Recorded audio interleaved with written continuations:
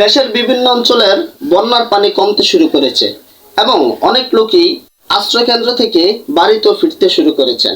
সেক্ষেত্রে যারা বাড়িতে ফিরতেছেন তাদের জন্য কিছু উপদেশ।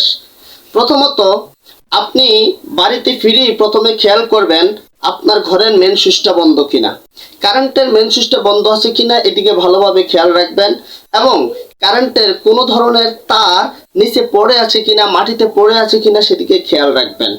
তো যদি আপনি দেখতে পান কোনো তার এমনভাবে ছিঁড়ে গেছে, পড়ে গেছে, আপনি সাহস দেখিয়ে আপনি কোনো ধরনের কারেন্টের তার ধরবেন না। অবশ্যই একজন ইলেকট্রিশিয়ান লোককে খবর দিন এবং এই কারেন্টের কাজগুলো তাকে দিয়ে করিয়ে নিন। দ্বিতীয়ত হচ্ছে, আপনার ঘরের কোণে কোনো ধরনের বিষাক্ত সাপ, বিচ্ছু কিংবা পোকামাকড় আছে কিনা সেদিকে খেয়াল রাখবেন। যে কোনো ধরনের সাপ কিংবা পোকামাকড় থাকলে অবশ্যই সেগুলো সরিয়ে নেবেন। এরপরে আপনারা নিরাপদ হলে সেখানে আপনি অবস্থান করতে শুরু করবেন।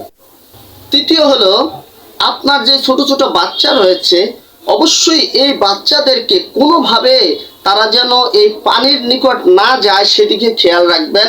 তাদের প্রতি একটু ভিন্ন রকম নজরদারি রাখবেন, তারা যেন পানির নিকটবর্তী না যেতে পারে, কোনো ধরনের পানির মধ্যে যেন পড়ে আবার নতুন করে কোনো বিপদে আপনাদেরকে না ফেলে সেদিকে ভালোভাবে খেয়াল রাখবেন। চতুর্থ হলো, আপনার আশেপাশের সকল পানি কিন্তু বর্তমানে বিষাক্ত হয়ে গিয়েছে। সেক্ষেত্রে আপনি পানি পান করেন কিংবা যে কোনো ধরনের ব্যবহার করেন সেদিকে আপনি অবশ্যই খেয়াল রাখতে হবে কোনো বিষাক্ত পানি ব্যবহার করতে পারবেন না। আপনি পানিকে অবশ্যই বিশুদ্ধ করে নিতে হবে, ফুটিয়ে নিতে হবে।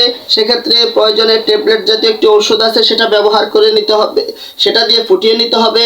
যেভাবে হোক অবশ্যই আপনি পানিকে বিশুদ্ধ করে তারপরে আপনি ব্যবহার করতে হবে এবং অবশ্যই আপনার শরীরের খেয়াল রাখতে হবে, যত্ন নিতে হবে। আপনি নিজে সুস্থ থাকতে হবে এবং পরিবারকে সুস্থ রাখতে হবে। প্রত্যেকে শরীরের প্রতি নজর রাখুন, খেয়াল রাখুন। আল্লাহ হাফেজ। সকলে ভালো থাকবেন। আসসালামু আলাইকুম।